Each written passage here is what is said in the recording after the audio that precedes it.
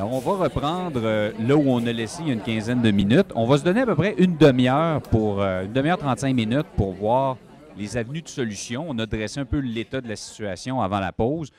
Avec nos experts, on va voir quelles sont peut-être les solutions pour s'assurer que les experts puissent davantage jouer leur rôle et que surtout que la justice soit davantage servie. Et par la suite, dans la dernière demi-heure, dans 25 minutes ou à peu près, on va prendre vos questions. Je sais qu'il y en a plusieurs qui ont des questions à poser. Je voyais tout à l'heure, donc il y a 2000 médecins à peu près au Québec qui ont le rôle d'experts, qui peuvent aller soit témoigner devant les procès criminels, civils, devant les tribunaux administratifs. Et on a vu, entre autres aux criminels, on s'y est intéressé, le fait que la défense peut magasiner, peut chercher l'expert qui va lui dire ce qu'elle veut entendre et le présenter à la cour sans avoir de compte à rendre. Je vais commencer avec le docteur Chamberlain. Je sais que vous avez un peu regardé la question. Quelle serait la solution pour s'assurer que les experts puissent davantage jouer leur rôle et informer de façon le plus neutre possible, le plus exacte possible, le tribunal? Il y a plusieurs choses, plusieurs avenues. Première des choses, une statistique que je ne savais pas, 2000 médecins experts au Québec. Moi, je pense que ça n'a pas de bon sens. Il y en a trop? C'est que le mot expert est un peu galvaudé. Il y a beaucoup d'experts autoproclamés. Dans la mesure où les gens sont experts en tout et en rien, s'affichent comme ça. Il y en a même des experts en tout. Là. Je me souviens d'un expert qui était expert en psychiatrie de l'enfance, de l'adolescence, de l'adulte et en tout. Là. Et le problème, c'est que, d'après moi, et là, je vais lancer peut-être une petite flèche, c'est que les tribunaux ne sont peut-être pas assez rigoureux quand il est question d'accepter que quelqu'un soit un expert ou pas. J'en ai fait des centaines et j'ai jamais vu un juge dire refuser le statut d'expert à quelqu'un qui l'a demandé. Jamais. Quand des fois, c'est douteux. Il y a des gens, il y a des médecins, des psychiatres que je connais qui n'ont pas vu de patients en privé, ils n'ont pas soigné de patients depuis des dizaines d'années. Ils sont experts à faire des expertises. Ils sont décrochés de la médecine complètement. Ils sont super bons pour faire des expertises. Ils savent exactement qu'est-ce qui est attendu, qu'est-ce qu'il faut écrire, quelles questions poser. Et ça me frustre parce que ces mêmes experts-là, des fois, mettons, au civil, vont se permettre de faire des recommandations à des médecins de famille qui, eux, envoient des dépressifs là, à tous les jours en soins, quand eux, ça fait longtemps qu'ils n'en ont pas vu, ça fait longtemps qu'ils n'en ont pas soigné. Donc, le titre d'expert... Vous me dites, moi, j'étais sûr dans ma naïveté que quand on présentait quelqu'un comme témoin expert, ça ne passait pas comme une lettre à la poste. Ce que vous me dites, c'est que ça semble passer assez facilement.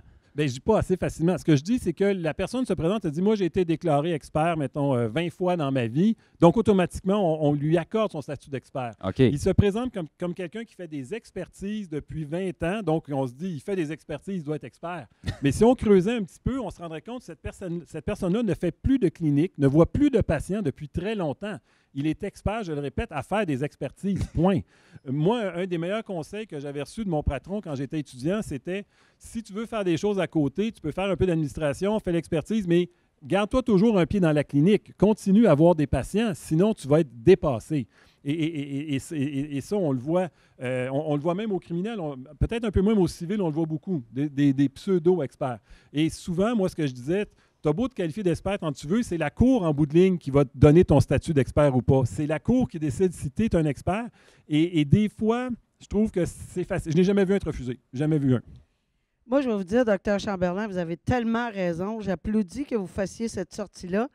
Mais, puis c'est pas pour me disculper du tout, là, mais la justice n'est pas une affaire d'une personne. C'est une affaire de plusieurs personnes. Et là où j'en viens à ceci, c'est que on a un dossier qui nous arrive de l'inconnu et à un moment donné, on ne sait même pas qu'il va y avoir un expert. Il y a 2 procureurs. Alors, c'est sûr que la défense, exemple, dans un procès criminel, mais ils veulent faire tout de suite. Il faut challenger, excusez-moi l'expression, là, l'expertise. Et ça, c'est un devoir que le procureur de la Couronne ou le procureur de la Défense, dépendant de quel expert, puis de poser les bonnes questions. Le problème au Québec, puis là, je ne veux pas nécessairement, mais vous savez combien les procureurs de la Couronne sont surchargés. Et évidemment, souvent, malheureusement, ils n'ont peut-être pas la chance de faire les vérifications. Et c'est des questions très pertinentes. Moi, ce que je suggérerais, c'est qu'il y ait un comité qui fasse une liste de questions qui demande au procureur de la Couronne, qui vont faire ce challenge avec les experts, de poser, si la réponse est A, allez là. Si la réponse est B, tu sais, une espèce de tableau pour aider. Parce que combien de fois j'ai assisté impuissante aux questions. Ah oui, ça fait 20 fois. Ah oui, non. Puis même moi, je me disais, quelle question je vais poser? Là, ça va trop vite, là. Quelle question? Je ne sais plus quelle question poser dans quel domaine. Si on avait un peu d'aide du comment, du pourquoi à poser aux experts, pas dans tout, le plombier, en plomberie, le ci, le ça, on comprend, mais surtout en expertise de ce genre-là, psychologie, psychiatrie, mon Dieu que ça nous aiderait. Et oui, vous avez raison, on passe trop vite et on dit, est-ce qu'il y a des problèmes, couronne, défense? Non? OK, expert.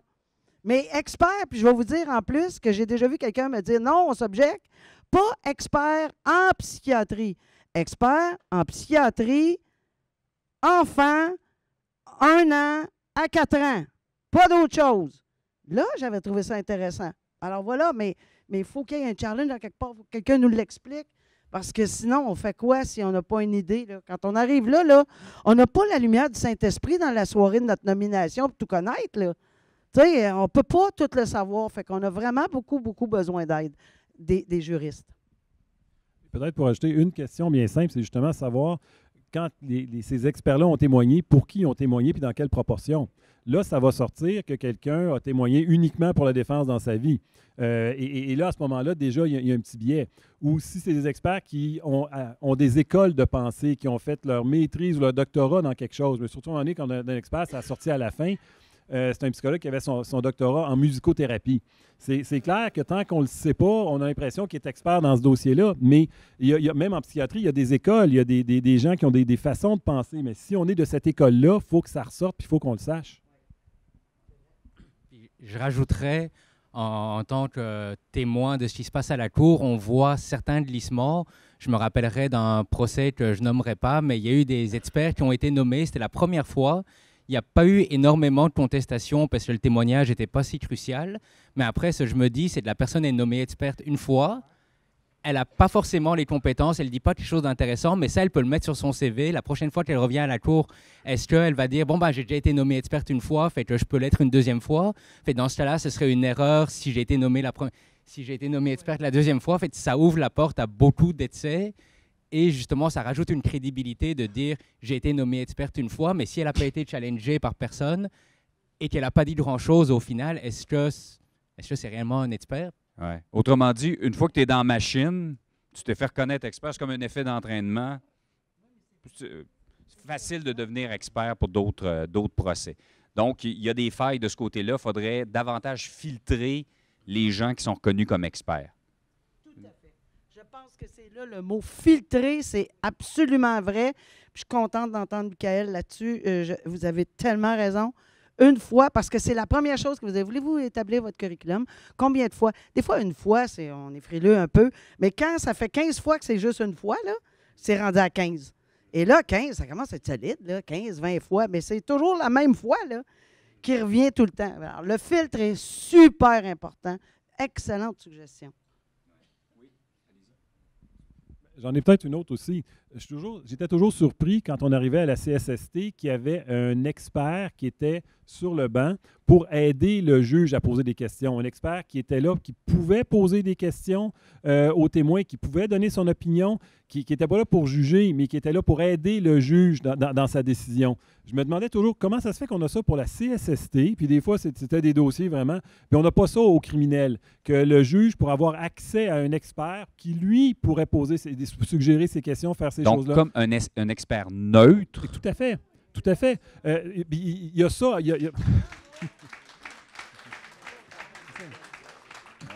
Pourquoi on pouvait se payer ça pour la CSST puis on ne pourrait pas pour certains gros procès? Simplement pour aider le juge à mieux... C'est sûr que l'image qu'on avait, c'est qu'un juge comme un arbitre au hockey, il se posait laisser le monde jouer. Mais à un moment donné, non. il est là pour donner des punitions quand ça dépasse, mais il pourrait aussi orienter le jeu un petit peu s'il y a un débalancement. Puis ça revient à ce que Nicole disait. Toi-même, Nicole, tu voyais des gens, puis tu as une expertise en droit, mais tu n'as pas d'expertise en psychiatrie. Là. Alors, est-ce que c'est... Mais je trouve ça, écoutez, deuxième excellente solution. On va sortir ici, on va tout avoir réglé, là, ça n'a pas de bon sens. Mais sérieusement, c'est une excellente. Mais je vous dis, je ne sais pas si les avocats de défense ici, là, on va sur. C'est sûr que c'est toujours pointilleux. Attention à ci, attention à ça pour les droits, bon, blablabla. La charte, le ci, le ça. Mais je pense qu'il y a une certaine on peut organiser quelque chose de potentiellement, parce que oui, moi, j'avais 2 points d'interrogation dans les yeux tout le temps. Et j'aurais tellement aimé, mais il y a des juges et des avocats moins volubiles, puis il y a des juges plus volubiles, puis il y a des juges qui posent plus de questions. Et moi, je peux vous dire que quand je ne comprenais pas, je les posais, pas nécessairement c'est quoi que ça veut dire et pourquoi, mais c'est pas tout le monde, vous avez raison. Mais si on avait quelqu'un et qu'on n'était pas obligé, parce qu'on pouvait se faire remettre en question à la cour d'appel, la juge est intervenue dans le dossier, là. Elle a posé telle question, ça a ouvert toute une porte, la défense ne voulait pas aller là, c'est de sa faute, blablabla, on demande un 2e procès. On recommence, pas drôle pour les victimes, là. Alors voilà, pour une erreur de bonne foi, là, on pense qu'on est à la recherche de la vérité. Alors oui, on s'est mis 2 pieds dans la bouche des fois, peut-être pas tout le temps, mais c'est une excellente suggestion. Est-ce que ça demande des changements législatifs? Est-ce que c'est si compliqué que ça, y aller de cette solution-là?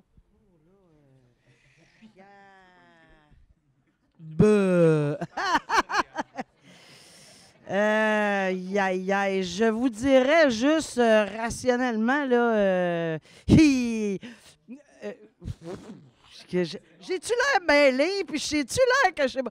C'est parce que je me dis que j'essaie de voir les 2 côtés, là, que on pose des... Non, je ne vois pas le changement législatif.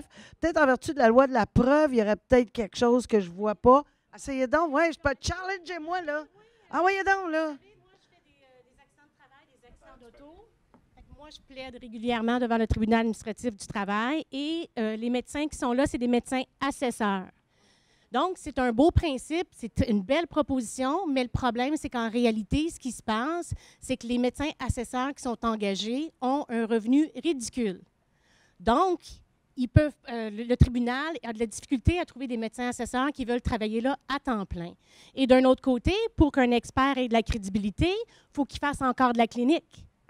Donc, on ne peut pas avoir un médecin assesseur qui travaille à temps plein au tribunal administratif du travail et réussir à faire de la clinique aussi. Ce que ça a eu comme impact au tribunal administratif du Québec, où les gens victimes d'actes criminels vont plaider leur cause, la Société d'assurance automobile, c'est que maintenant, il n'y a pas de médecin assesseur et le délai d'attente est rendu à 27 mois. Essayez de coordonner, c'est l'article de ce mois-ci qu'on a écrit dans le bulletin de l'Express. Je vous invite à l'en lire parce que moi, je suis à bout de souffle de ça. Donc, si on rajoute des médecins assesseurs devant les tribunaux civils, imaginez l'horaire et la coordination de tout ça. Peux-tu vous demander de passer le micro à un procureur de la couronne? Moi, en toute humilité, j'aime ça quand on dit ça. J'apprends encore aujourd'hui. Ce à quoi je pense rapidement, c'est que... oui, je m'excuse. À l'heure actuelle, il y a quand même, dans certaines situations, il y aura une demande conjointe de la poursuite et des avocats de défense pour que le juge, en fait, la demande conjointe est à l'effet que le juge rende une ordonnance suivant une disposition du Code criminel, qui est la disposition là, qui est prévue à l'article 672. Donc, dans ces cas-là, parce qu'il ressort souvent très clairement du dossier, autant de notre preuve, que des informations que la défense aurait pu obtenir lors de rencontres couvertes par le secret professionnel, on peut être d'avis qui ont un questionnement minimal à y avoir sur soit l'aptitude à comparaître de quelqu'un qui ne s'orienterait pas très bien dans les 3 sphères, ou il y en a peut-être même plus maintenant, mais on parle souvent des 3 sphères, ou qu'il y ait effectivement, lors de la commission de l'infraction, un souci ou un questionnement quant à la responsabilité criminelle de cette personne-là.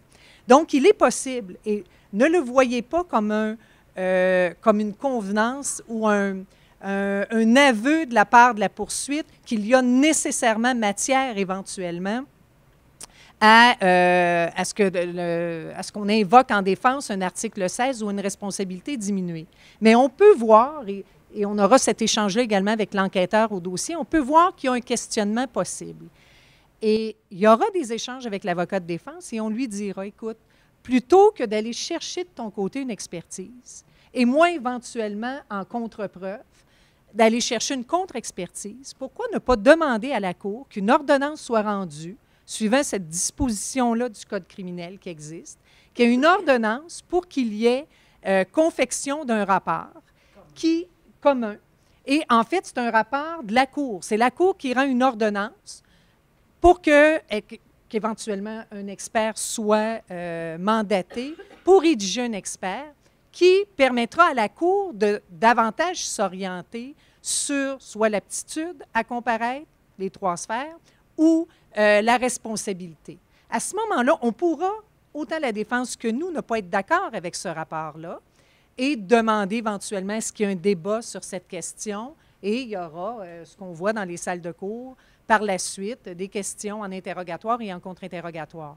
Mais on aura, peut-être davantage pour le public, l'impression d'avoir un rapport neutre qui est fait à la demande de la Cour par un expert de Pinel, mandaté de Pinel, qu'on saura nécessairement sérieux et compétent si on avait quelques doutes. Si c'était fait, bon, c'est ça, par un expert qui n'a pas cette expertise-là. Et bien, on aura tout le loisir par la suite de partir de cette expertise et de voir comment le dossier cheminera.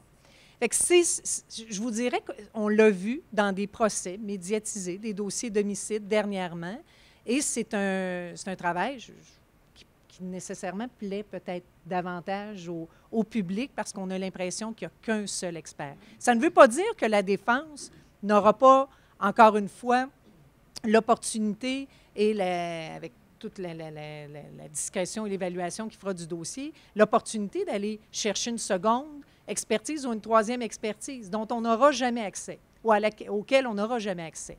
Mais à tout le moins, c'est un point de départ qui peut être intéressant. Parce que la solution apportée dans un contexte de procès devant jury, je l'écoute, je vais l'intégrer, mais j'aurais de la difficulté, tout comme Mme Gibault, à la matérialiser là, dans notre pratique, pour mieux répondre à la question. Ce que vous venez de nous expliquer là s'applique essentiellement sur l'aptitude à comparaître? Non, sur la responsabilité et sur les 2 volets. 672, il y a un article plus particulier, là, 672-11, qui traite à un premier alinéa de l'aptitude et deuxièmement de la non-responsabilité.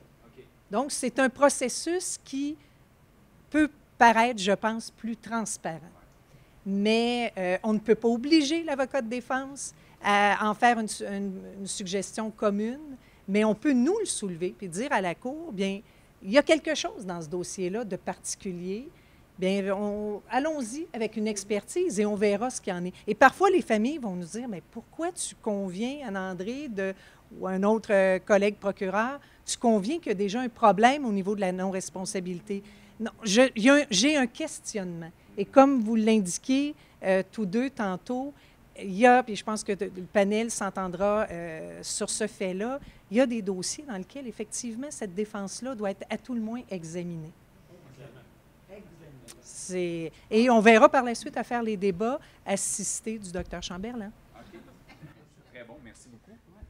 Oui. Nicole? Oui, je pense que ce qui est intéressant, par exemple, c'est de soutenir qu'une solution pourrait tout au moins être avoir au moins un, que ça soit clair, que la Cour puisse en nommer un, point final, et qu'il y en ait un autre puis un autre, parce que le challenge entre 2 psychiatres, là, c'est loin d'être mauvais, là.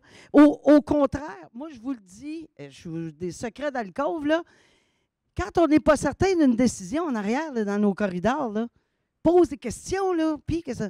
Ah, c'est vrai, j'avais pas vu ça, ou j'avais pas vu telle autre affaire. Et même, ça nous aide à être plus rationnel dans la décision souvent. Ça ne veut pas dire qu'on va suivre ce que le collègue... Moi, il y a des collègues avec qui ils n'étaient pas d'accord, pas en tout avec leur décision ou la mienne, mais juste en parlant, au moins, je pouvais dire « Ah, je le sais pourquoi je ne suis pas d'accord » ou « Je le sais pourquoi je suis d'accord ». Donc, qu'il y en ait un nommé par la Cour, parfait, mais qu'il n'y ait pas juste un, rien qu'un, juste un. Il faut qu'il soit un peu... challenger, c'est quoi le mot en français? Défier, merci. Confronter. J'ai une question pour le docteur Chamberlain. Vous avez 5 minutes pour répondre. Mais pour le bénéfice de tout le monde, là, je pense que est-ce que c'est possible d'expliquer en 5 minutes la nuance entre la non-responsabilité criminelle puis la maladie mentale? Parce qu'on peut avoir une maladie mentale, mais être quand même responsable d'un homicide. La question est très pertinente. Okay. Pour tout le monde. Okay. La non-responsabilité, c'est quelque chose qui est juridique. Ce n'est pas le psychiatre qui va décider. C'est un juge ou un jury qui va décider. Et les expertises sont là, normalement, pour éclairer ceux qui vont prendre la décision, pour leur amener l'information pour qu'eux puissent prendre la décision la plus pertinente possible. Et l'article 16 est très, très clair. Il faut que la personne, son état soit tel qu'elle ne peut plus comprendre ce qu'elle fait ou qu'elle ne peut plus savoir que c'est mal, en résumé. Et ça, c'est lié à aucun diagnostic. C'est lié à est-ce que, selon son état au moment du délit, un des deux, elle ne comprend plus ce qu'elle fait ou elle ne sait plus que c'est mal. C'est tout. Et ça, je pense qu'un juge puis un jury peut facilement se faire sa propre idée. Et normalement, un psychiatre est là pas pour sortir des diagnostics, des termes incompréhensibles, pour essayer d'expliquer, compte tenu de la maladie que cette personne-là peut avoir, si maladie il y a, bien, ça amène quoi cette maladie-là dans le cerveau de la personne? Ça l'amène à penser comment? Et j'ai déjà eu des schizophrènes pour qui j'ai fait des expertises en disant, le schizophrène, oui, il entend des voix, mais il est responsable pareil de ce meurtre-là, là, parce que les voix n'ont aucun rapport, le délire n'a aucun rapport, il voulait tuer son cochambreur pour des motifs très précis, il savait qu'il le tuait, puis il savait que c'était pas correct, puis on a toutes sortes de preuves matérielles, il se sauve après, il dit avant, il cache les affaires pour le faire. À un moment donné, ça vient très, très clair que même si tu es schizophrène, tu peux être responsable. Donc, c'est pas lié à une maladie, c'est lié à un état mental. C'est pas le psychiatre qui va décider. Il est là pour éclairer les gens puis donner, au meilleur de sa connaissance, qu'est-ce que cette personne-là pouvait penser à ce moment-là. C'est vrai qu'on ne le saura jamais. C'est vrai qu'il va rester des zones grises. Puis plus la personne dit qu'elle ne se souvient de rien, puis moins on a d'informations, plus on va spéculer. Et l'important pour un bon expert, c'est de dire à partir de c'est quoi son degré de certitude. Expliquer que cette maladie-là est reconnue pour faire ça, mais ce n'est pas tout le temps le cas. Puis ce bout-là, bien, on ne le sait pas vraiment. On peut présumer des choses. Donc, un bon expert va aussi vous dire à quel point c'est quoi la marge de certitude. Puis dans certains cas, il faut être assez humble pour dire, bien, ce bout-là, là, on pense ça, mais ça peut être bien d'autres choses. Docteur Chamberlain, est-ce que je peux vous demander peut-être que, c'est parce que là, c'est public, là. Est-ce qu'on n'a pas ce cas-là dans le Magnotta? C'est l'exemple le plus flagrant que j'ai couvert avec les médias où, à mon humble avis, à moins que je me trompe radicalement, le monsieur n'est pas tout à fait correct. Il avait une maladie peut-être mentale, peut-être que c'est du narcissisme à outrance, ou peut-être, je ne sais pas, encore là, ce n'est pas ma spécialisation, ma spécialité là, dans la médecine, mais qu'il a voulu s'en servir en non-responsabilité criminelle. Et je ne sais pas, mais... peut-être que ce n'est pas le bon exemple. Mais non, c'est un bon exemple parce que le dossier, dans tous les dossiers, il était question de schizophrénie. Il était question de schizophrénie. Monsieur a refusé que je le voie. J'ai été obligé de reprendre tous les dossiers pour montrer comment ce diagnostic-là était transposé d'un psychiatre à l'autre, d'un dossier à l'autre. Le premier diagnostic de schizophrénie n'était pas ça. C'est quelqu'un qui avait mis schizophrénie point d'interrogation. Il est arrivé intoxiqué. Puis il hallucinait, mais à cause qu'il était intoxiqué. Et le point d'interrogation a fini par disparaître. Il s'est présenté dans un autre hôpital en disant qu'il y avait ce diagnostic-là pour démontrer que dans tous ces dossiers-là, personne n'avait vu schizophrène. Personne jamais. Mais il y avait quand même à peu près 6 psychiatres différents qui rapportaient ce diagnostic-là. Moi, j'étais convaincu qu'il ne l'était pas, mais je n'avais pas le droit de dire qu'il ne l'est pas. Je ne l'ai pas évalué, je n'ai pas fait ça, fait que j'étais obligé de dire, bien, un schizophrène, ça ne réagit pas comme ça. Un schizophrène ne fait pas ça normalement. Un schizophrène ne peut pas faire ça puis pas être extrêmement perturbé après l'avoir fait au point de désorganiser. C'est juste ça que je peux dire, mais il faut que je finisse par dire, mais je ne l'ai pas évalué, je ne le sais pas, puis là, le jury va prendre sa décision. La raison pour laquelle je posais cette question-là, c'est que dans le public, souvent, on dit « ça se peut pas qu'il ait fait ça, il est malade, il est fou, il est malade ». On peut être malade, mais être responsable de nos gestes pareils. On peut avoir une maladie narcissique, on en a rencontré des meurtriers en salle d'interrogatoire, là, des centaines. Puis une des tâches de l'enquêteur, d'ailleurs, puis vous l'avez vu certainement, c'est de justement le placer dans le temps, le placer dans l'espace, dans l'interrogatoire, on va le voir. Ça, c'est des questions complètement indépendantes de l'affaire, mais on va être capable éventuellement, pour un psychiatre qui va regarder le dossier, de le placer dans le temps. Donc, de voir que, oui, OK, c'est correct, il y a une maladie, il y a une personnalité limite, il y a toutes les maladies que le docteur Morissette va pouvoir vous dire, mais ce qui est important, Chamberlain, excusez-moi, Morissette, je ne sais pas pourquoi j'y pense. Là. Moi, je le sais pourquoi j'y pense.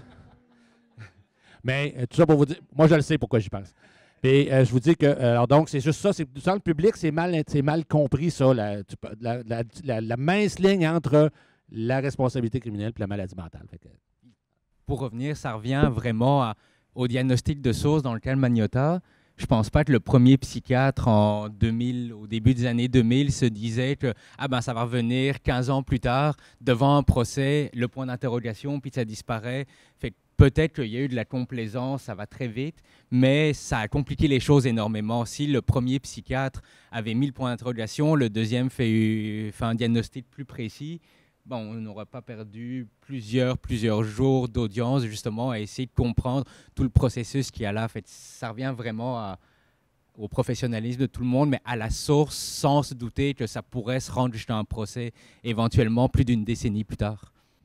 Je dois vous dire que, comme le docteur Chamberlain le disait, devant jury et même devant juge seul, la façon dont ces gens-là s'expriment, la clarté avec laquelle ils s'expriment, surtout face à un jury, est d'une importance capitale. Il y en a qui l'ont, là, mais il y en a qui ne l'ont pas.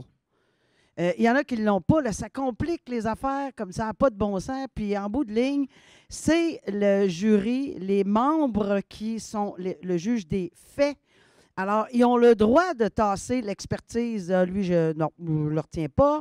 Je nomme pas de nom. Lui, je le retiens. Elle, je la retiens pas ou je la retiens. Puis ça discute fort probablement très fort à l'intérieur d'une salle de jury. On ne le saura jamais. Mais pourquoi, quand, comment? Puis des fois, ça peut ne pas juste cliquer. Mais ce n'est pas parce qu'ils ont une notion de la médecine. C'est parce que la façon dont c'est exprimé, cette affaire-là. Puis moi, j'ai suivi plusieurs pour les médias. Puis il y en avait et en défense et à la couronne qui s'exprimaient tellement clairement que c'était évident que les 2-3 autres qui venaient après, là, il n'y avait pas de chance. Là. Mais je pense que tout est dans la clarté de vos explications quand vous les donnez devant le jury et même devant le juge, là, seul, mais c'est surtout devant le jury, pour que ces gens-là partent avec leur bagage, parce qu'ils ne sont pas psychiatres, ils ne sont pas médecins, on ne l'est pas, personne ne l'est, puis qu'ils disent, ça a bien du bon sens. Parce que la force probante de leur rapport, la force probante, c'est le jury qui peut dire « Non, celui-là, je ne l'aime pas. Celui-là, c'est eux, dans leur salle de délibération, qui le font. Et le juge doit leur dire tout simplement, comme directive, oui, la non-responsabilité criminelle, c'est ouvert comme verdict. Pensez-y, faites ci, faites ça. Si vous arrivez, tu sais, l'arbre qu'on appelle, là. Alors, si vous allez là, vous ne faites pas ça. Si vous allez à la deuxième question, fait que oui, c'est de la directive du jury, du juge, mais ils ne peuvent pas leur dire « devriez croire le docteur un tel plus que le docteur un tel ». Impossible. Peut-être juste pour revenir à ce qu'on disait, effectivement, il y a quelque chose qui est paradoxal parce que plus un crime est odieux, plus un crime est affreux, plus on a l'impression qu'il faut être malade pour avoir fait ça. C'est sûr qu'en termes de pathologie, oui, il faut être malade. Mais ça n'a aucun rapport. Il y a des pathologies qui font que non seulement la personne voulait le faire, mais après ça, il faut que tu expliques qu'elle voulait le faire, puis elle aimait ça le faire, puis elle est excitée quand elle l'a fait, puis elle pense juste à le refaire. Il faut être complètement malade pour penser comme ça. Mais ce n'est pas le genre de maladie qui te met non responsable. Au contraire, c'est le genre de maladie que non seulement tu le savais, tu voulais le faire, puis si tu avais une occasion, tu le referais encore. C'est pour ça que ce n'est pas basé sur la maladie. Le paradoxe, c'est que plus le crime est odieux, plus le crime est loin de la personne ordinaire qu'on peut être, plus on se dit qu'il faut être malade. Peut-être, mais pas au sens de la non-responsabilité. Ouais. Il arrive que les gens soient vraiment malades quand ils font. C'est pour ça qu'il faut toujours être prudent parce que il arrive que les premiers policiers qui arrivent sur les lieux, les premiers enquêteurs qui vont rencontrer la personne, on n'a pas besoin d'un psychiatre. On le sait qu'on est en face de quelqu'un qui n'est pas là. On le voit. Mais il y a des cas, il y a ces cas-là aussi, puis ça, il ne faut pas. Puis ils vont être reconnus comme étant malades, puis ils ne seront pas reconnus coupables. Puis ça, pour des familles, ça peut être difficile, mais il reste que c'est vrai. C'est possible. C'est là. Je vais juste jeter un autre pavé dans la mare. On a réglé pas mal les banques d'experts. On a réglé pas mal la divulgation obligatoire. On en a parlé en tout cas des rapports d'experts pour la défense. Est-ce que le procès devant 12 jurys, est-ce que 12 jurys en 2019, 2018, 2019, 2020, on s'en va là? Est-ce que 12 jurys dans notre société, avec notre façon de vivre, les moyens de communication, nos obligations personnelles, tout, est-ce que c'est encore, puis la complexité des preuves qui leur sont soumises maintenant, est-ce que c'est encore la meilleure option ou si on ne devrait pas se tourner, changer le système pour aller vers 3 juges, cour supérieure? 3 juges bien payés, bien informés. Est-ce qu'on, de cette façon-là, on ne permettrait pas d'accélérer justement aussi les délais devant les tribunaux? Je pose la question. Peut-être un début, peut-être juste un petit début de réponse pour ce qui me concerne, là. Quand c'est un procès devant jury, je passe plus de temps en dehors de la salle que dans la salle quand je suis en train de témoigner. Parce que là, il faut refaire ça 2 fois. Là, ils vont expliquer si le jury a le droit d'entendre ça. Fait que là, ils me le font dire, ils me le font expliquer. Là, ils sortent, ils délibèrent. Puis après ça, ils me disent, bien, vous le disiez jusque-là parce que le reste, on ne le permet pas. Ou vous ne le dites pas du tout, ou vous le dites au complet. Fait que des fois, là, j'ai l'impression de témoigner 2 fois. Là, puis ça double tout le temps, puis ça double toute la complexité. Ça, c'est juste pour mon bout.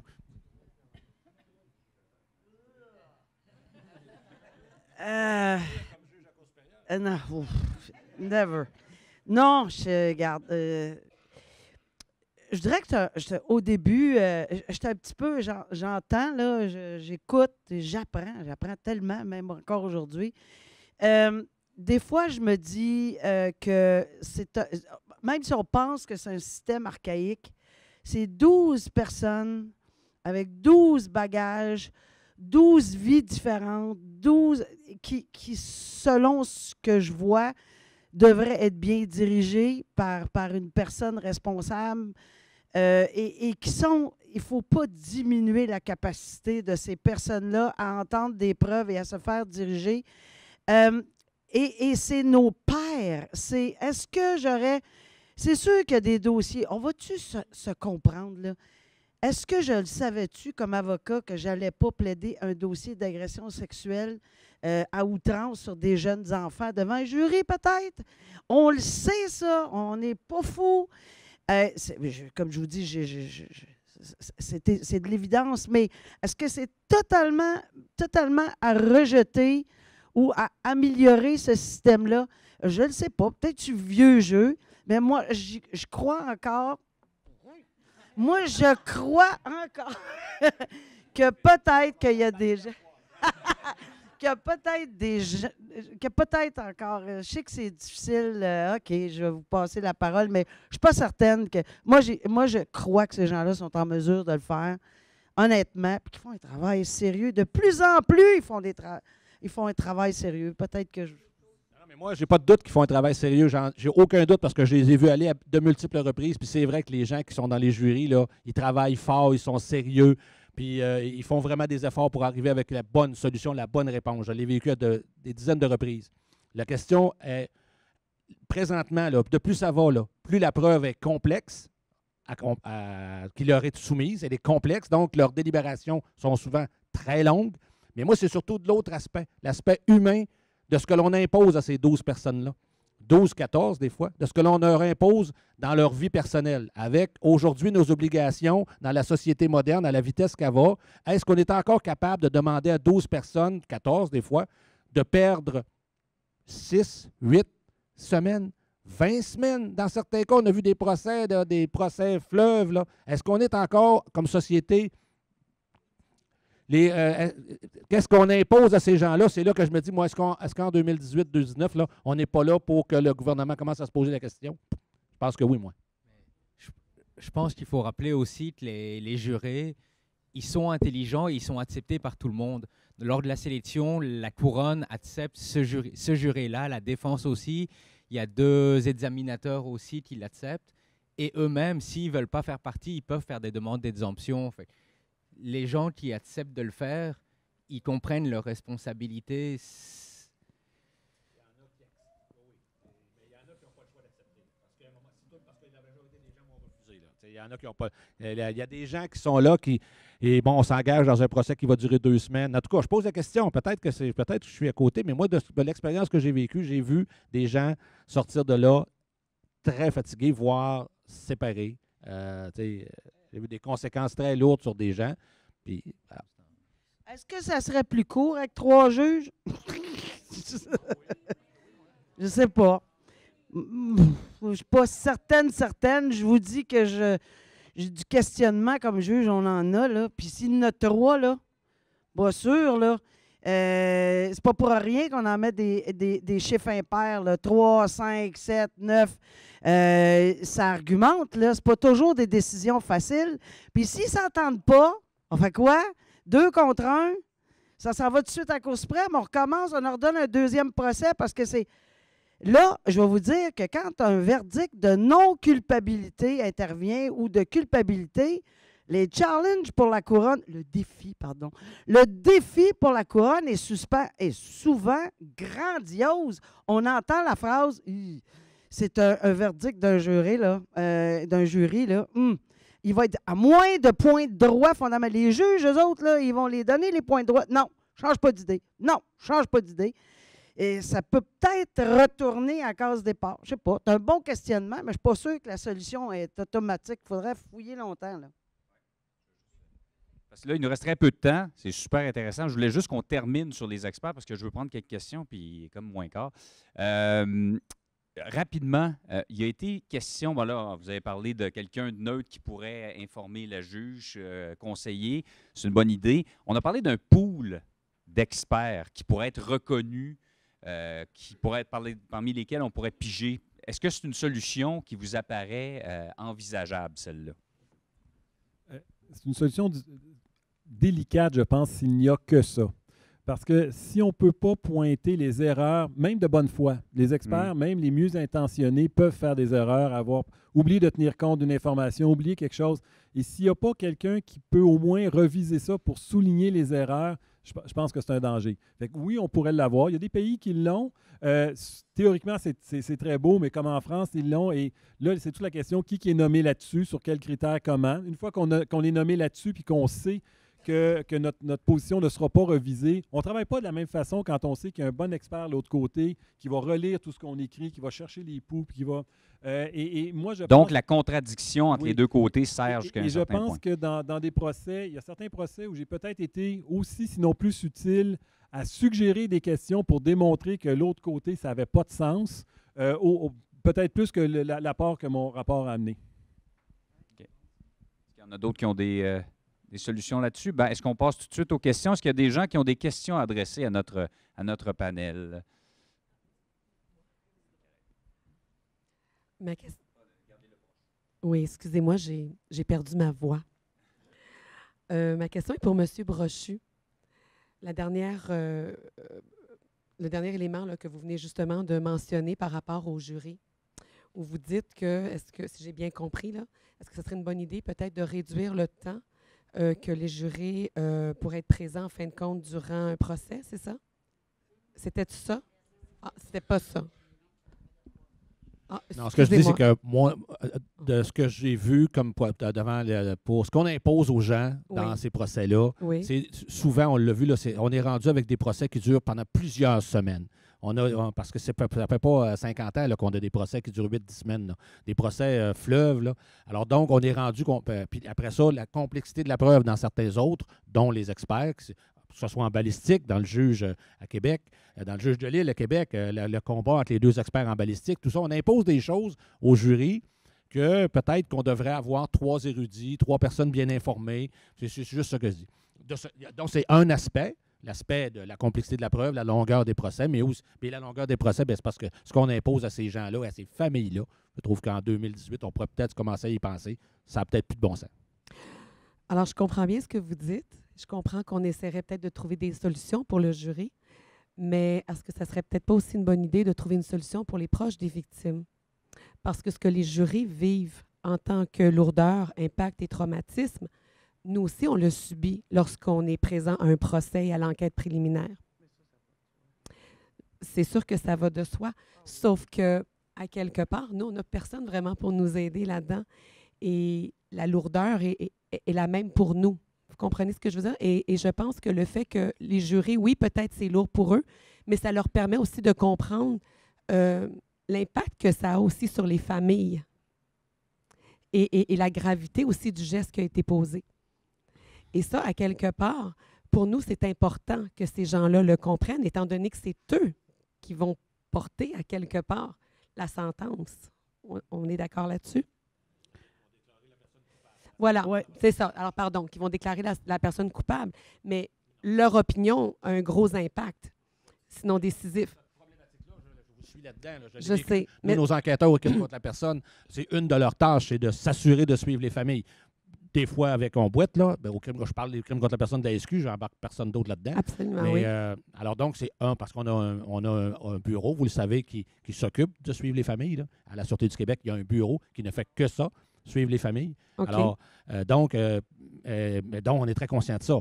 Mais ça, c'est une problématique que c'est pas la police qui va la régler. Là. Je comprends. va La seule chose que je voulais dire là-dedans, c'était que, oui, qu'on se préoccupe du jury, je trouve ça très pertinent, mais qu'on se préoccupe aussi tout à des fait. proches de victimes. Oui, c'est tout à fait. Mais aussi ça, on est très pertinent. conscient de ça. D'accord. On accompagne les familles, on voit, les gens vont se déplacer, c'est à leurs frais, Oui. alors que ça, on est tous conscients de ça. Puis ça, effectivement, c'est au niveau de l'IVAC qu'il y a des changements à faire. Là. Oui, merci.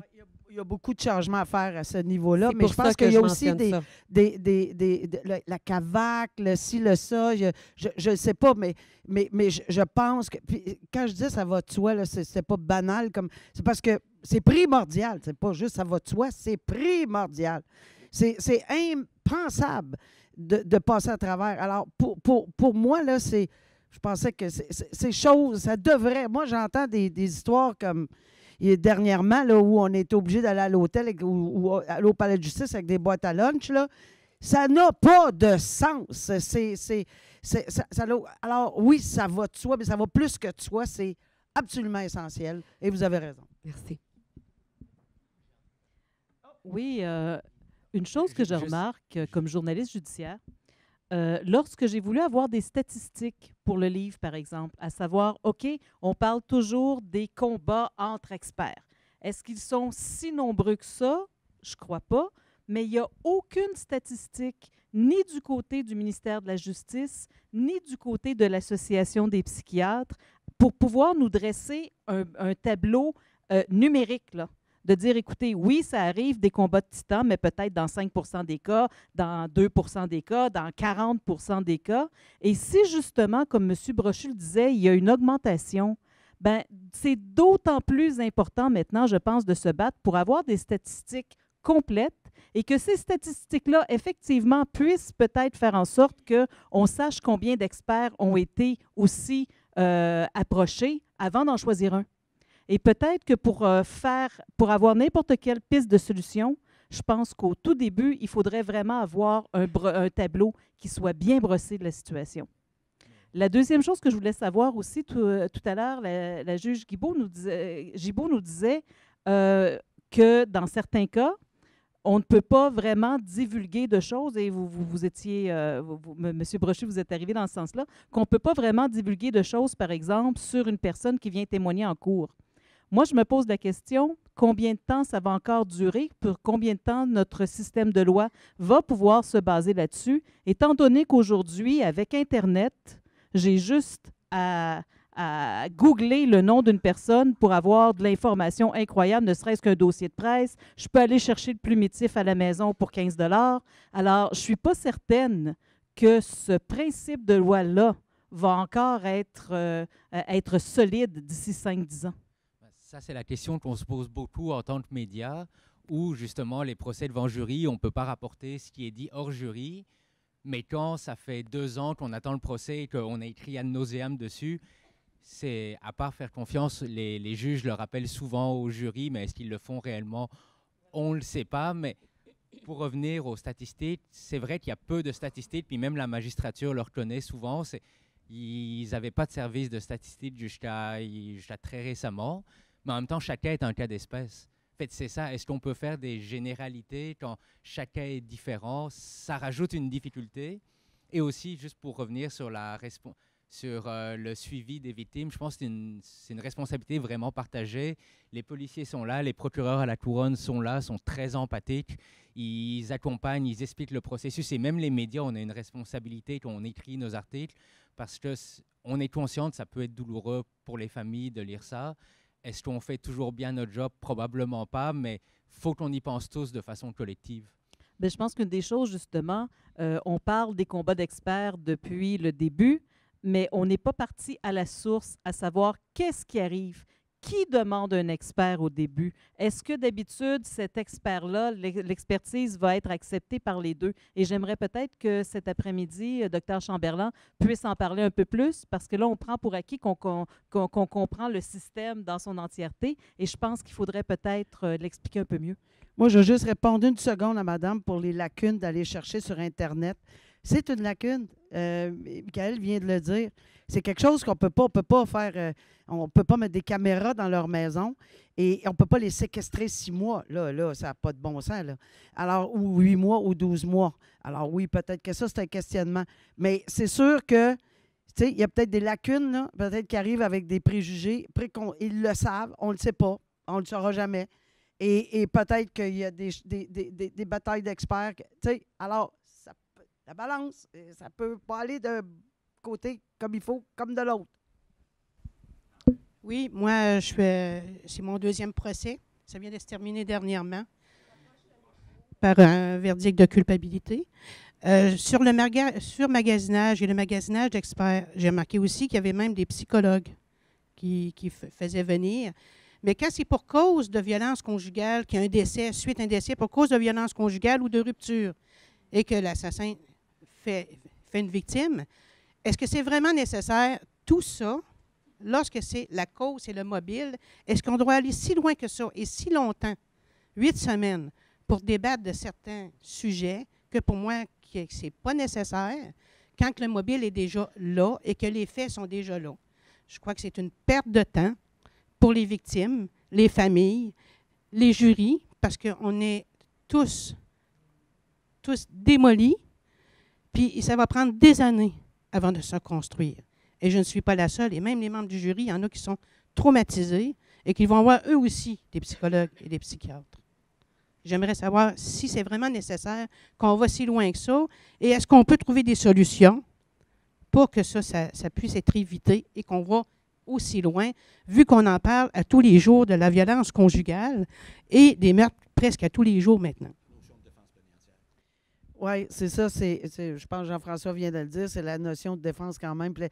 Je sais qu'on est pris là, parce qu'il y a cette notion-là. Là, je veux dire, si les faits et le mobile, il faut qu'ils soient acceptés, ça va faire partie, puis ce n'est pas nécessairement une équation fait et mobile, non-responsabilité criminelle. Ça peut être ça. Regardez, on l'a invoqué ad nauseam dans Turcotte parce qu'il y avait rupture, puis il ne l'acceptait pas, etc.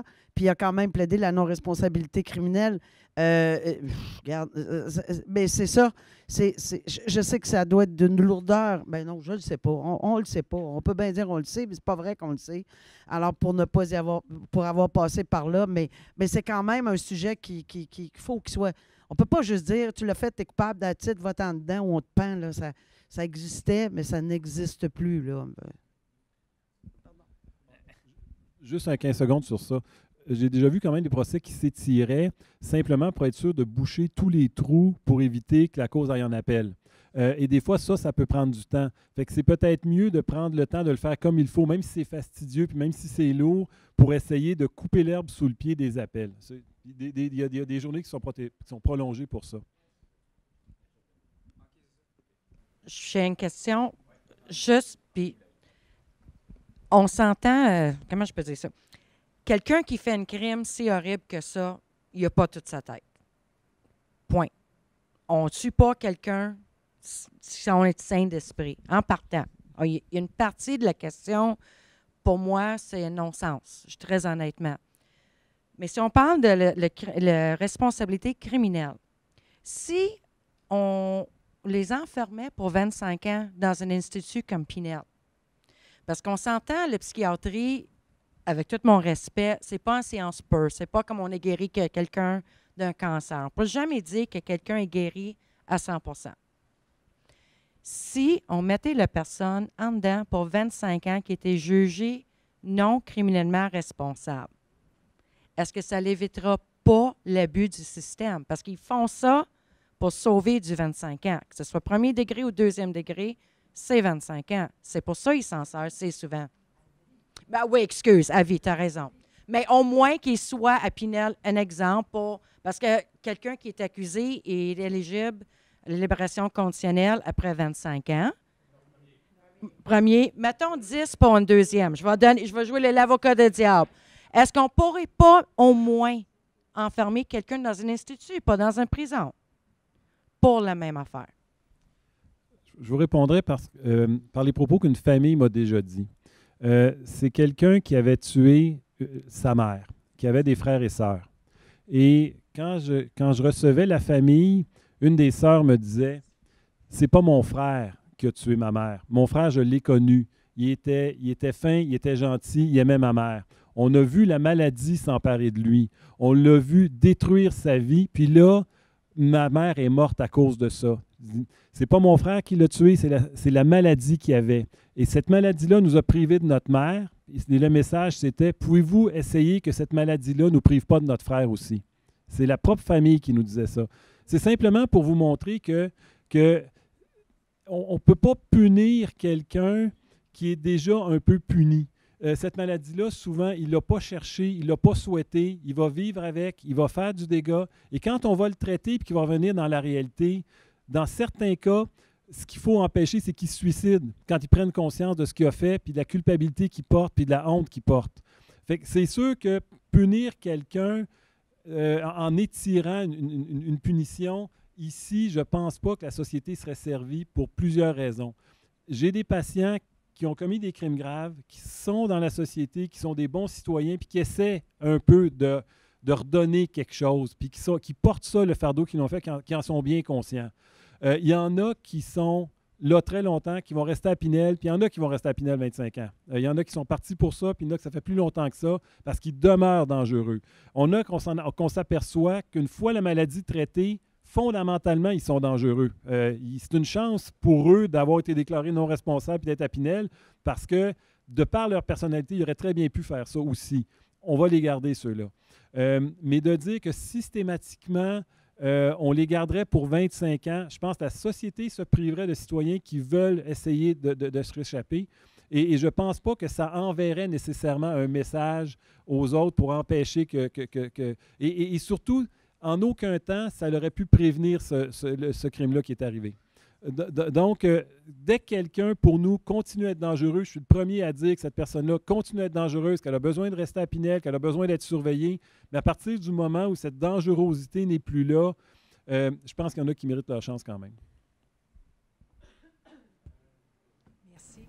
Donc, on se posait la question tantôt, les gens se la posaient également, est-ce que le système du juge-jury pourrait être désuet maintenant? Est-ce qu'il y a une autre façon de faire les choses? Vous ameniez ce point-là qui est une question tellement intéressante. Je vous dirais qu'on n'a pas de solution parfaite, mais pour pallier à l'heure actuelle, dans certains dossiers, à la complexité ou à l'imposition d'une complexité accrue de questions qu'on devrait soumettre éventuellement au jury, pour pallier également aux difficultés que ça peut représenter pour les proches des victimes de témoigner à la cour et d'être à la cour pendant des semaines et des semaines et des semaines. Bien, il y a une disposition au Code criminel qui nous permet, dans certains cas, de consentement avec la défense, de saisir un juge seul de la Cour supérieure, sans jury, d'un dossier de meurtre. C'est possible de le faire. Et je ne pourrais pas commenter davantage sur ce qui se fait présentement à la Cour, mais sachez qu'il y a un dossier à la Cour qui est pendant, donc, dossier de meurtre, où on trouve d'autres chefs, également une multitude de chefs autres, d'invasion de domicile, donc d'introduction par effraction dans un domicile, qui se poursuit à la Cour, qui a débuté à l'automne, en septembre, et qui se poursuivra jusqu'en décembre, où de consentement, la défense et la poursuite ont consenti à ce qu'un seul juge soit saisi sans jury. Et on le fait beaucoup pour simplifier les procédures, simplifier les questions, parce qu'une question juridique qui est très difficile souvent à expliquer aux jurés et à débattre, à savoir les faits similaires. Et c'est une notion en droit qui est complexe pour un juge seul. Imaginez pour 12 jurés qui n'ont pas de formation. J'en ai une formation en droit, puis je vous dirais que j'ai à relire souvent la jurisprudence pour bien saisir toutes les nuances quand vient le temps de plaider des faits similaires. Donc, en bref, ce n'est pas parfait, M. Brochu, mais ça peut, dans certains cas, pallier aux difficultés que vous avez si bien ciblées, là, à la réalité que vous avez si bien identifiée, la réalité plus difficile des jurés et beaucoup ce que vous ajoutiez des familles. Et dans ce cas-ci, je pense que ça sera, peu importe le verdict qui sera rendu par le juge seul, ça sera au moins, quant aux procédures, un succès, parce qu'on devait tenir au départ 2 procès. Donc, les jurés devaient témoigner 2 fois. Par cette façon plus simple, les témoins, les témoins auraient dû témoigner dans 2 procès à 2 moments différents. Il y en a qui venaient de très loin. Donc là, on n'en a fait qu'un seul procès devant juge seul. Fait que au moins, c'est une disposition qui peut servir, pour l'instant, à répondre à certaines préoccupations. Merci, oui. Je ne sais pas qui t'a rendu. Je sais que madame a levé la main ici. Là. Moi, ce que je veux dire, c'est que récemment, moi, là, quand on parlait du docteur Turcotte tantôt, j'étais très choquée qu'il soit à l'hôpital parce que je voyais l'hôpital psychiatrique un peu comme nos hôpitaux ordinaires. Mais il y a une émission qui se passe là, depuis quelques semaines. Je pense que c'est...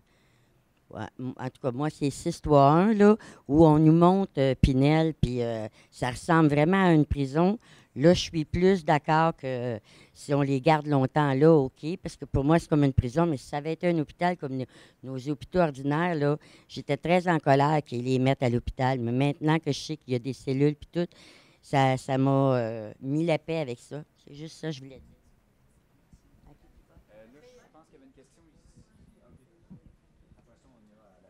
Moi, je voudrais savoir quelque chose. Pourquoi, quand les jurys sont en délibération, on leur dit pas tout au sujet des faits de ce crime-là? Ils jugent pour un crime, mais ils ne savent pas tout. C'est quoi la raison? OK. Parce que, encore une fois, il y a des preuves. Comment expliquer? Il y a des preuves qui sont admissibles et non admissibles, mais complètement non admissibles. Je ne veux pas aller dans le détail, mais exemple, si c'était un procès devant juré dans un dossier où il y a des mandats d'arrestation qui ont été, pas des mandats d'arrestation, mais des mandats de perquisition qui ont été faits tout croche. Bon, on ne dira pas qui, là. Qui ont été faits tout croche. Et on ne peut pas les présenter. C'est totalement illégal et inadmissible. On ne peut pas. Alors, présenter quelque chose, il faut d'abord le débattre parce que c'est le juge en droit qui va décider si la preuve est admissible ou non. Une fois que la preuve est admissible, là, le jury va pouvoir en entendre parler. Si elle n'est pas admissible, c'est impossible. Elle ne le serait pas devant le juge seul. Encore moins, les juges des faits sont des juges des faits. Alors, si les faits, il y a des exemples, il y en a plein, là, mais si en fait, on ne pouvait pas présenter cette preuve-là, bien, on ne pourra pas plus devant le jury. L'autre question, c'est on entend souvent, est-ce que ça peut déséquilibrer, par exemple, qu'un tel fait soit connu des membres du jury, et je reviens à ce que je disais tantôt, est-ce que ça ne les envoie pas sur une piste? Et c'est débattu, cela, là. Avant d'aller jusque-là, là, oui ou non, de le soumettre au jury, c'est fort débattu. Michael il vous le dit, là, les hors-jurés, moi, j'en parle souvent avec lui. Il ne faut pas, mais le pourquoi du comment, il assiste à tout ça. Moi, j'aime autant même pas au risque de dévoiler quelque chose dans les médias. Mais il y a de forts arguments, là, puis ça chicane pas à peu près. Mais dès que le juge... Et cette question-là va être possiblement étudiée à la cour d'appel. Si le juge se trompe, là, elle va être étudiée, mais... Au risque de, comme le juge, je veux absolument qu'il soit juge, lui, au risque que le docteur Chamberlain de revenir, on veut aussi pallier à toutes les... On ne veut pas qu'il y ait pour une petite question ou quelque chose qu'on a laissé passer dans le filet, qu'il y ait une décision de la Cour d'appel de recommencer. Pensez à vous tous de recommencer, vous le savez ce que c'est déjà, le recommencer une autre fois. Fait que tout est fait dans le plus grand respect, mais même des fois, on met les gants doubles pour éviter, comme disait le docteur Chamberlain, qu'on ouvre une possibilité d'appel. Et ensuite, la Cour suprême, parce que 2 juges de la Cour d'appel ne s'entendraient pas, c'est automatique à la Cour suprême. Fait qu'il y a beaucoup de fois que c'est à cause de ça, l'inadmissibilité d'une preuve. Moi, je trouve que c'est dommage parce que les jurys sont là, en délibération, mais des fois, il y a des affaires très importantes, mais ils ne le savent pas. Alors, ils vont dire non coupable. Oui. Puis là, la couronne, bien, ça a un autre appel. Tandis que si tout serait dit clairement au jury, là, ils pourraient prendre des décisions éclairées puis dire oui coupable ou non coupable. Et après ça, la Cour d'appel serait encore dedans. Oui. Oui, mais après 2 jours, après, tu entends dire « Oh, ils ont caché ça au Ah oui. jury, ils ont caché ça au jury. » Je le sais, mais c'est Mais la ça, seule chose que je peux vous dire, c'est que c'est pas une question de cacher le mot. Je le sais que c'est comme ça que les journalistes ou les titres Ben, de nous, journaux les victimes, c'est comme ça qu'on cachés prend pour ça. telle affaire, mais Oui. il s'agit d'une preuve qui est, et ça, Michael pourra vous le dire, qui n'était pas admissible. Et on ne l'a pas caché, on l'a tout simplement pas déclaré pas dit. admissible, on l'a exclu. C'est ça. Pour les journalistes, on l'a caché. Pour le public, on l'a caché. Et je le sais. Maintenant, avant, je disais, c'est pas vrai, c'est pas ça. Mais c'est sûr que c'est comme ça, que ça transpire dans les... Et pour vous aussi, et je le comprends. Mais c'est une preuve exclue. Une preuve exclue n'est pas correcte. Elle va ouvrir la porte à une panoplie d'appels. Et c'est là qu'est le danger. Puis je voudrais savoir cet après-midi, est-ce qu'on va pouvoir parler un petit peu des libérations conditionnelles? Ou si ce n'est pas dans le programme? Non. C'est dommage parce que nous, c'est notre cause. C'est très dommage.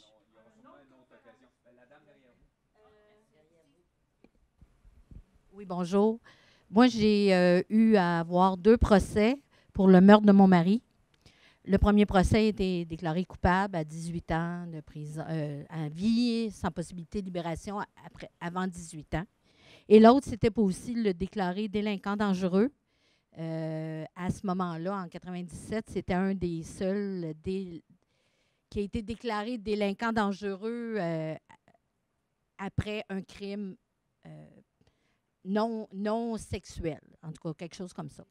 Ce qui arrive, c'est que, justement, ils ont demandé pour ça à un psychiatre de venir d'aller le voir en prison et pour évaluer sa condition. Et le détenu a refusé. Donc, avec ça, ils ont réussi à faire sortir tous ces dossiers. Le psychiatre a examiné tout le dossier de tout ce qu'il avait fait avant. Et même, ce qui m'a étonné, c'est qu'ils ont pu avoir le dossier jeunesse. Donc, à partir de l'âge de 14 ans, ils ont pu monter que ces crimes étaient en augmentant jusqu'au meurtre. Donc, c'est pour ça qu'il a été déclaré délinquant dangereux. Ça, je me demandais s'il y avait, du côté de la défense, s'ils n'ont pas pu trouver de façon de refuser cette évaluation.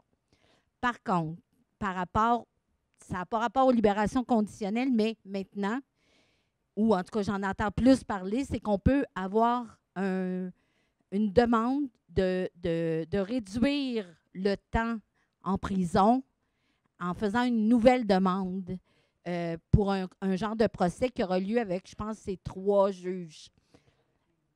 C'est ça. Donc, après 15 ans, de réviser. C'est ça.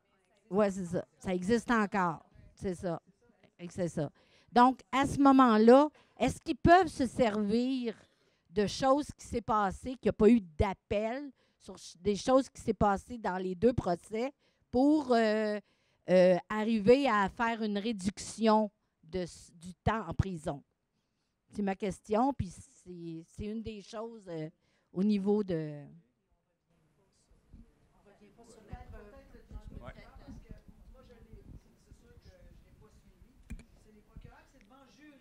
Oui, c'est ça. Oui. En fait, ça s'appelle la révision judiciaire. Et ça existait jusqu'à 2011, mais maintenant, c'est plus possible, là. Mais pour les cas avant 2011, la personne détenue peut demander à ce que l'admissibilité à la libération conditionnelle soit revue. Ça ne veut pas dire qu'elle va avoir sa libération conditionnelle. C'est devant juge et jury, ça doit être à l'unanimité. Et une fois que, si c'est accordé que la personne va être admissible, à ce moment-là, ça retourne devant la commission des libérations conditionnelles. Et c'est la commission des libérations conditionnelles qui va décider si oui ou non et à quelles conditions. Et donc, ça permet, après 15 ans de détention, de demander cette révision-là. Mais là, ce n'est pas possible depuis 2011 parce qu'il y a la loi sur les systèmes correctionnels. Et on ne peut pas revenir comme tel sur les faits du dossier. Donc, par contre, sachez que maintenant, on est beaucoup plus sensible qu'on l'était avant. quand les familles des victimes sont prêtes à venir témoigner devant la Cour, dans le cadre de cette procédure-là, la Cour, le juge vous permettra de le faire.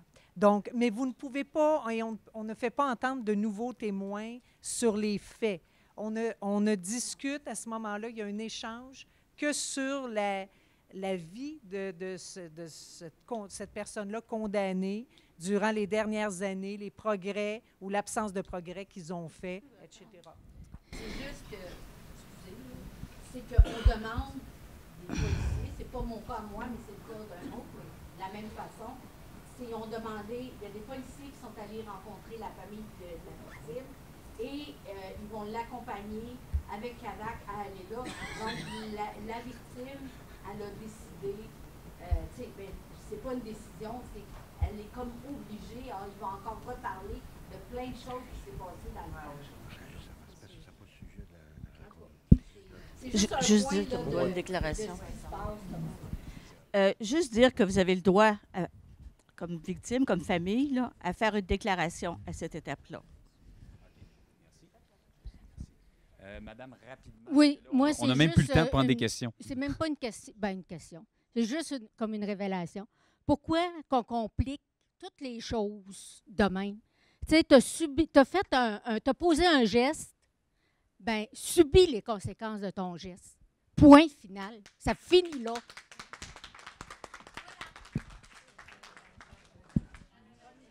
C'est simple, c'est bien simple. Gardons ça simple. Juste rapidement, après-midi, je vais parler des libérations conditionnelles, entre guillemets, via les changements qui ont été apportés à la Commission santé mentale du Québec, qui traite des cas de non-responsabilité criminelle qui sont remis en liberté. Je vais en parler après-midi. Mais c'est une question pour le juge Gibault, parce que vous savez, lorsqu'on établit la non-responsabilité criminelle, ce n'est pas une preuve hors de tout doute qu'il faut faire. C'est ce qu'on appelle la prépondérance des probabilités, qui est beaucoup plus facile à démontrer en cours que la preuve hors de tout doute. Et la façon que l'article 2 du Code criminel, l'article 16.2 du Code criminel, je pense qu'il y a une grande faiblesse dans le Code criminel à partir du moment où on n'a pas à faire une preuve hors de tout doute que tu es atteint d'une maladie mentale. C'est une probabilité. Et ça amène effectivement à avoir des diagnostics en cours, l'utilisation d'experts qui vont se contredire, parce qu'on est dans le domaine des probabilités. Et effectivement, il y a une réflexion qui se fait actuellement chez nous, chez les conservateurs, pour voir si on ne peut pas préciser davantage l'application de cette clause-là. J'en parlerai un peu après-midi. Je trouve que la question est très pertinente, puis qu'il y ait une étude et une réflexion, c'est encore plus pertinent. Mais oui, c'est vrai, c'est par balance de probabilité. Ce qui est plus probable que non. Mais ce n'est pas parce que c'est plus probable que non que la défense passe. Elle est acceptée. Le tribunal va dire, ils ont démontré qu'il est plus probable que non, point. Et on passe à l'autre étape, c'est de savoir si cette défense qui vient d'être acceptée par le tribunal, parce que c'est ça la règle de droit, est-ce que ça va, le jury ou le juge, est-ce que le jury va l'accepter dans l'ensemble de la preuve hors de tout doute raisonnable? Mais pour aller de l'avant avec la non-responsabilité criminelle, c'est la première étape. C'est le petit procès dans le gros procès. Alors, ce n'est qu'une partie. Et oui, c'est vrai que c'est beaucoup. La balance des probabilités, c'est 51 là. Alors, est-ce que c'est plus probable que non?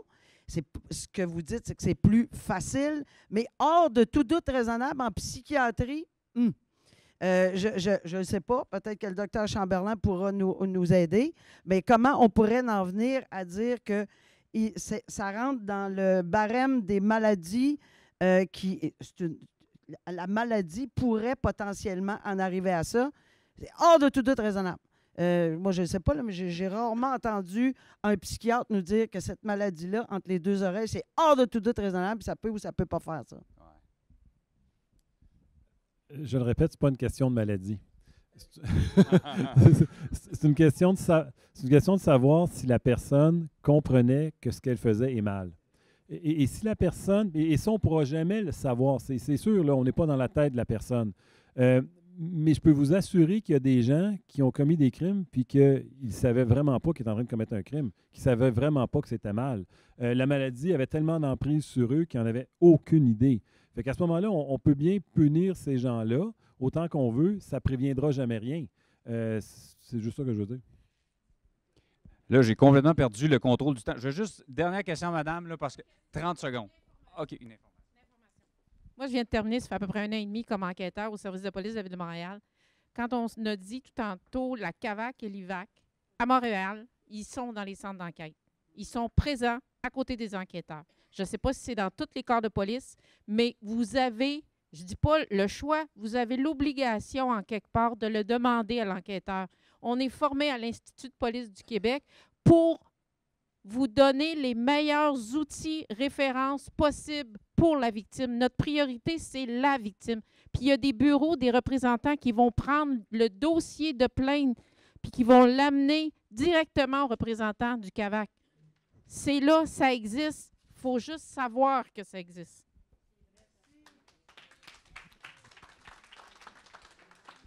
Alors, merci beaucoup. Je pense qu'on peut donner une bonne main d'applaudissement pour nos 4 panélistes. Du très beau travail. Moi, j'estime que je n'ai pas de travail à faire. J'ai juste à vous passer la POC et ça se passe très bien. Dr Chamberlain va revenir cet après-midi. Les 3 autres, merci beaucoup de votre collaboration. Donc, bon appétit à tout le monde. On se retrouve, on recommence vers 13h. Oh, Bruno, oui, allez-y. Oui, c'est ça. Bien, merci beaucoup à tout le monde. On se retrouve à 1h30 après le dîner. C'est très important que tout le monde soit revenu. S'il en manque, malheureusement, on va recommencer parce qu'on a un horaire très chargé cet après-midi. Ça va être vraiment l'expertise et des témoignages cet après-midi. Et bon appétit, puis on se revoit après le dîner. Merci.